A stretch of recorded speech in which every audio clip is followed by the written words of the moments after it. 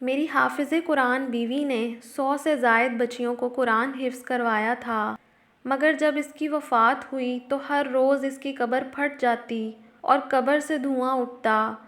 میں ہر بار نئی قبر تیار کرواتا۔ لوگ مجھ سے پوچھتے کہ اس نے ایسا کون سا گناہ کیا تھا جس کی وجہ سے اس کو یہ سزا مل رہی ہے۔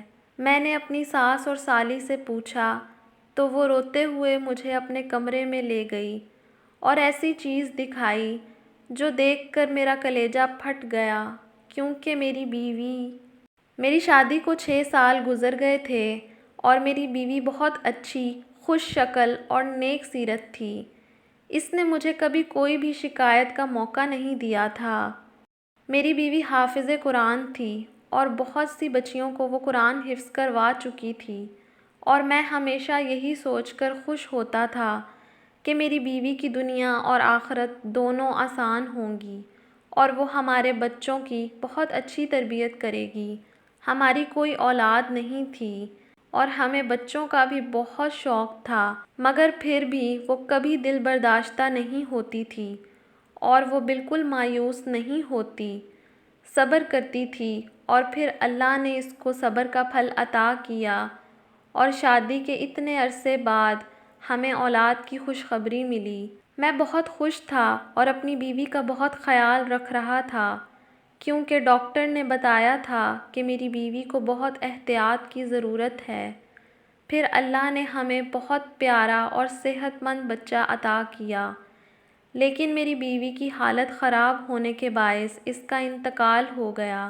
تدفین کے بعد میں غم میں نڈھال بیٹھا تھا کہ میری آنکھ لگ گئی اور میں نے خواب میں دیکھا کہ میری بیوی بہت برے حال میں بری طرح رو رہی ہے اور تکلیف میں ہے۔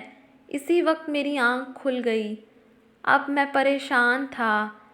فجر کا وقت تھا۔ میں نے اٹھ کر نماز پڑھی اور اپنی بیوی کی مغفرت کی دعا کی۔ ویسے تو مجھے یقین تھا کہ اللہ تعالیٰ اس کے ساتھ نرمی کا معاملہ کریں گے۔ پھر میرا دل اس کی قبر پر جانے کا کیا۔ میں قبر پر پہنچا تو یہ دیکھ کر میرے رونگٹے کھڑے ہو گئے۔ اس کی قبر پھٹی ہوئی تھی اور قبر سے دھواں نکل رہا تھا۔ یہ منظر دیکھ کر میرا دل اندر تک دہل گیا تھا۔ وہاں اتنی تپش تھی کہ مجھ سے کھڑا نہ ہوا گیا۔ کوئی بھی مزدور میری بیوی کی قبر بنانے کے لیے تیار نہ تھا۔ بہت مشکل سے ایک مزدور نے دور کھڑے ہو کر قبر پر مٹی ڈالی تھی، جس کی 4 گنا زیادہ قیمت اس نے مجھ سے لی تھی۔ جب میں گھر پہنچا تو حال بے حال تھا۔ گھر والوں کو لگا شاید بیوی کی وفات کے صدمے نے ایسا کر دیا ہے۔ کچھ عرصے کے بعد جب میں تھوڑا سنبھل گیا تو میں نے اپنی ادھوری تعلیم مکمل کی اور میرے گھر والوں نے میری دوسری شادی کا فیصلہ کر لیا، کیونکہ اتنے عرصے سے میرے بیٹے کو میری مرحوم بیوی کی چھوٹی بہن سنبھال رہی تھی۔ اس لیے میری امی چاہتی تھیں کہ میں اپنی مرحوم بیوی کی چھوٹی بہن سے شادی کر لوں تاکہ میرا گھر بھی سنبھل جائے۔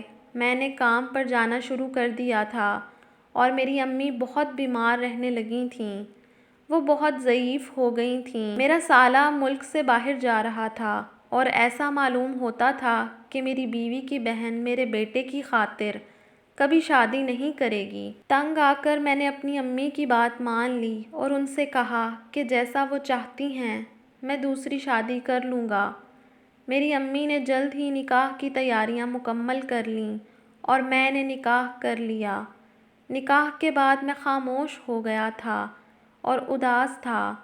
خود کو کمرے میں بند کر لیا تھا اور سوچتا تھا کہ نہ جانے میری دوسری بیوی پہلی بیوی کی جگہ لے سکے گی یا نہیں۔ جیسے میں اپنی پہلی بیوی سے مطمئن تھا، ویسے ہی اس سے بھی مطمئن ہو پاؤں گا۔ میری وہی روٹین شروع ہو گئی تھی۔ صبح کام پر نکل جاتا تھا اور رات کو کام سے واپس آتے ہی کمرے میں بند ہو جاتا تھا۔ میں نہیں جانتا تھا کہ میری دوسری بیوی کیسی دکھتی ہے، کیونکہ میری مرحوم بیوی کا دینی رجحان تھا، جس کی وجہ سے شادی کے وقت بھی مرحوم کی بہن نے مجھ سے پردہ کیا تھا۔ ایک دن میں جلدی کام سے گھر آیا اور اپنے کمرے میں اپنی دوسری بیوی کو دیکھ کر حیران رہ گیا۔ وہ اپنی بڑی بہن سے بھی زیادہ پیاری تھی، مگر ایسا نہیں تھا کہ اس کا حسن مجھے متوجہ کر رہا تھا۔ اس کے چہرے پر سکون اور نرم تاثرات نے مجھے متوجہ کیا تھا۔ اسے دیکھ کر لگتا تھا کہ جیسے وہ اپنی بہن کی موت پر خوش اور پرسکون ہو۔ میں نے غصے میں کہا کہ تم اپنی بہن کی موت پر کیسے خوش ہو اور کیسے اس کی جگہ لے سکتی ہو، جبکہ تمہاری بہن جوانی میں فوت ہوئی تھی؟ تمہیں ذرا بھی افسوس نہیں ہے؟ نہ جانے اس کی آخرت کیسی ہونے والی تھی، کیونکہ اس کو عذاب جھیلنا پڑ رہا تھا۔ میں نے غصے میں اپنی مرحوم بیوی کا سارا راز اس کی بہن کے سامنے بول دیا تھا۔ یہ بات سن کر میری دوسری بیوی زاروں کی طرح رونے لگی اور کہنے لگی کہ مجھے یہی خوف تھا کہ باجی سے اللہ تعالیٰ بہت ناراض ہوں گے، مگر وہ میری سنتی ہی نہیں تھی۔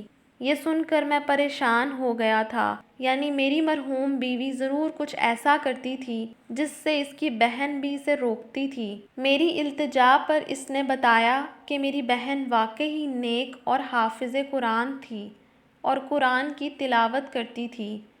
ایک روز محلے میں کسی بچے کو کوئی تکلیف ہوئی تو بچے کی ماں کی پریشانی پر ایسے ہی کچھ آیات پڑھ کر بچے پر پھونک دی، جس سے بچہ ٹھیک ہو گیا تھا۔ اس دن کے بعد باجی مشہور ہو گئی تھیں کہ وہ نیک بیوی ہے جس کے پاس ہر تکلیف کی شفا ہے، اور میری بہن تعویذ کے نام پر طرح طرح کی آیات لکھ کر دیتی تھی اور اسی طرح کچھ پیسے لوگ دے جاتے تھے، اس سے ہمارا گزر بسر ہو جاتا تھا۔ میرے بھائی کا گردہ اچانک فیل ہو گیا اور ہمارے پاس اس کے علاج کے لیے پیسے نہ تھے۔ انہی دنوں ایک آدمی آیا اور باجی سے کہنے لگا کہ میں ایک لڑکی سے محبت کرتا ہوں، میں چاہتا ہوں کہ آپ مجھے ایسا تعویذ دیں کہ اس کی طلاق ہو جائے اور میں اس کو پا لوں۔ میری بہن نے ایسا کرنے سے انکار کر دیا کیونکہ یہ ایک گناہ کا کام تھا۔ پھر اس آدمی نے 1.5 روپے نکال کر دیے تو میری بہن نے بھائی کی جان بچانے کے لیے پتہ نہیں کاغذ پر کیا لکھ کر دیا کہ اس شخص کا کام ہو گیا اور ہمارے بھائی کا علاج بھی آسانی سے ہو گیا تھا۔ اب تو اسی طرح آئے دن لوگ آنے لگے۔